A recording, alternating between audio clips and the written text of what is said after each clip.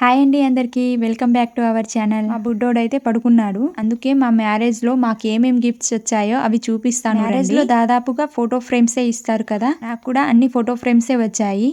నేనైతే అస్సలు అనుకోలేదు ఇన్ని ఫోటో ఫ్రేమ్స్ ఇస్తారని. ఆ ఫోటో ఫ్రేమ్స్ ని నేను ఎలా పెట్టుకున్నాను గోడలకి, అలాగే ఎన్ని ఫోటో ఫ్రేమ్స్ ఇచ్చారనేది కూడా ఒకసారి చూపిస్తాను రండి. ఇంతకు ముందు అయితే ఎలాంటి షూటింగ్స్ లేకుండా నార్మల్ గా పెళ్లి చేసుకునేవారు కాబట్టి ఫోటో ఫ్రేమ్స్ అంతగా ఏం గిఫ్ట్ ఇచ్చేవారు కాదు. ట్రెండ్ మారింది కదా, దానికి తగ్గట్టు మేము కూడా ఆ ట్రెండ్ ని ఫాలో అయ్యాం. ఫోటోషూట్ చేయించుకున్నాం. ఆ ఫోటోషూట్ కి సంబంధించిన ఫొటోసే అన్ని గిఫ్ట్స్ గా ఇచ్చారు. ఫస్ట్ అయితే నాకు చాలా అంటే చాలా ఇష్టమైన ఫోటో ఫ్రేమ్ ఇది.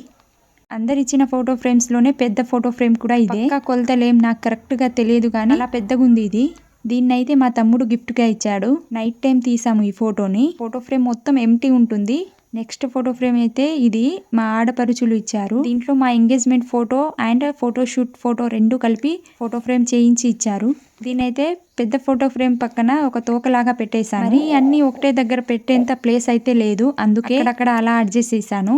శారీస్ మీద ఉన్న ఫొటోస్ ఏమో ఎంగేజ్మెంట్ ఫొటోస్, మిగతావి ఫోటో షూటింగ్ ఫొటోస్. కలిసి చాలా ఫొటోస్ దిగాము ఎంగేజ్మెంట్ లో, కానీ మేమిద్దరం కలిసి అయితే 4 ఫొటోస్ మాత్రమే దిగాము.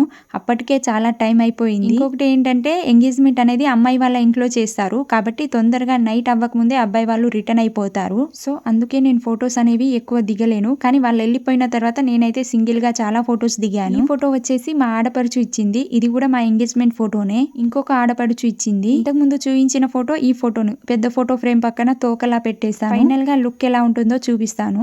ఇలా పెట్టేశాను అన్నమాట. లైట్ పైన బల్బ్ ఉంది కాబట్టి సరిగ్గా అక్కడ కనిపిస్తలేదు. అలా ఈ 2 ఫోటో ఫ్రేమ్స్ ని పక్కన పెట్టేసి మిడిల్ లో పెద్ద ఫోటో ఫ్రేమ్స్ ని పెట్టేశాను. ఈ ఫోటో ఫ్రేమ్స్ లో నా ఫోటోనే ఉన్నాయి కాబట్టి నాకు అన్ని ఫోటో ఫ్రేమ్స్ నచ్చుతాయి. నెక్స్ట్ ఫోటో వచ్చేసి నాకైతే ఇది ఎవరిచ్చారో తెలియదు.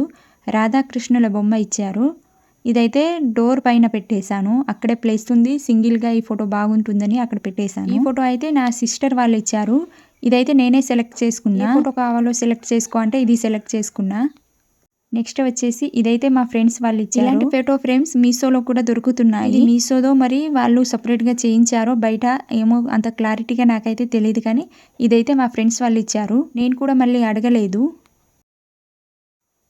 ఈ ఫోటో అయితే మా మరిది గారు ఇచ్చారు. ఇది టెంపుల్ థీమ్ ఫోటో. బ్యాక్ లో వైట్ ఉండడం, మళ్ళీ డ్రెస్ కూడా వైటే అవ్వడంతో సూపర్ మ్యాచ్ అయింది ఈ ఫోటో. దీన్ని టెంపుల్ బయట తీసుకున్నాం ఈ ఫోటోని. సో దీన్ని ఇలా క్రాస్ లో పెట్టాము. మిడిల్ లో ప్లేస్ ఉంటే అలా క్రాస్ లో పెట్టేసాము. నెక్స్ట్ ఇంకొక ఫోటో కూడా రాధాకృష్ణ ఫోటోనే. ఫోటో మా డిగ్రీ ఫ్రెండ్స్ ఇచ్చారు. నెక్స్ట్ ఆ ఫోటో ఎవరిచ్చారో అంత క్లారిటీగా తెలియదు. మొత్తానికైతే ఇలా సెట్ చేసుకున్నా. ఇలా ఉంది ఫైనల్ లుక్. అక్కడక్కడ కొద్దిగా ప్లేస్ ఉంది కాబట్టి అలా కొద్దిగా అడ్జస్ట్ చేసేసాను.